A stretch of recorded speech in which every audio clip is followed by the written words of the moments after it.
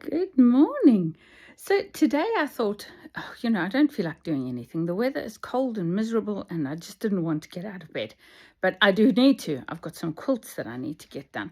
And I thought it was an ideal opportunity for me to get out my new to me Husqvarna Mega Quilter. Now, I'm going to do some videos on this machine because there's very few online.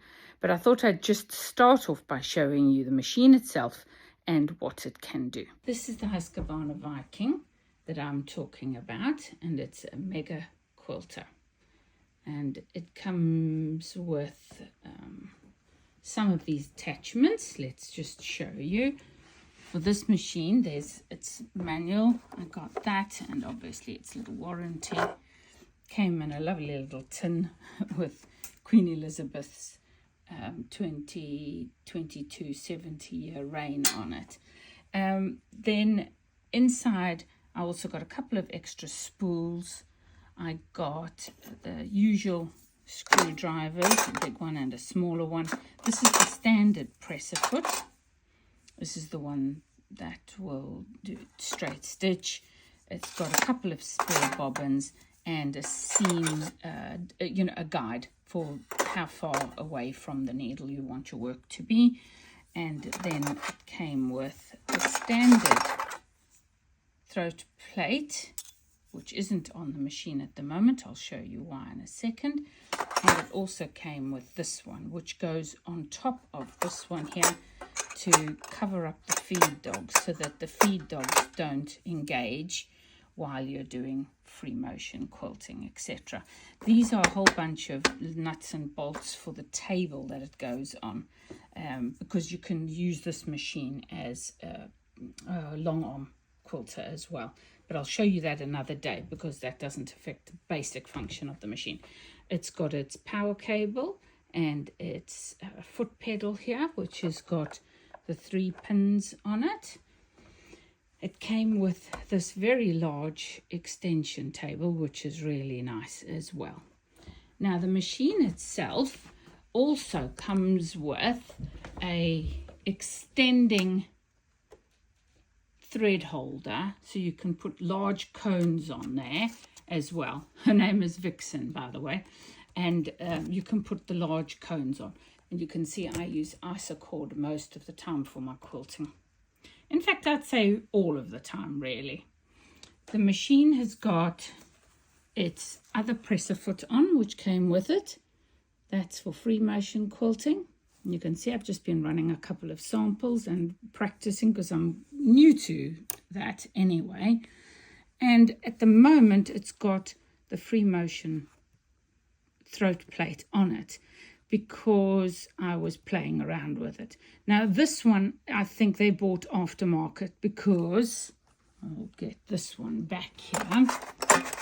Generally, the instructions in the book say to leave this plate on, just undo the 2 screws that hold it in place on the machine, and instead locate those 2 lugs there into those 2 holes. And what it does is it raises the plate up so that your feed dogs don't go above this level. So you don't drop down the feed dogs on this machine. However, when you look at this plate, you probably can't tell very well from here. It's definitely been hit a few times, and it's got a slight dent in the middle, and that will affect it. Now, I could straighten it and use it, but obviously they thought that was a better idea, and I agree. So that's what's on there at the moment.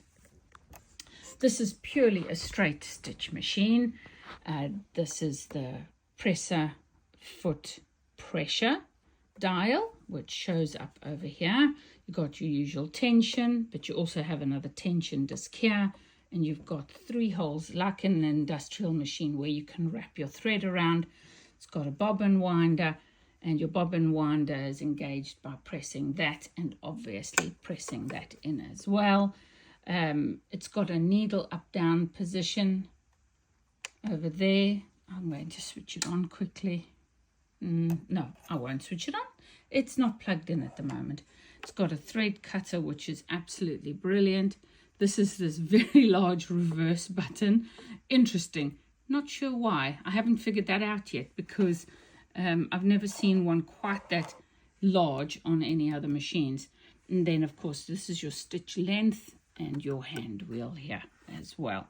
So that's the basic machine, and I'm absolutely loving the stitches it makes. I've sorted it out. I've given it a bit of a service and a really good clean. And here is what I found in the throat of the machine. So if you open up this on the side, that's how you get to the bobbin on this machine.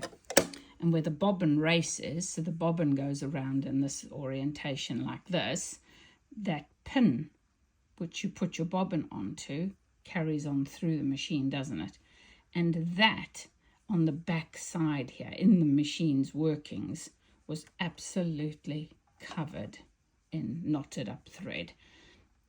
I don't know how well the machine could possibly have sewn before this, and maybe this is one of the reasons she sold it, and I got it at a really good price as well. I paid £500, I think, for it, for the machine, and the quilting table as well, the frame that it sits on, which is really good because it's got a laser, it's got a pentagram, I think it's called, which you can follow to do patterns, quilting patterns and things like that. So excellent, lovely machine.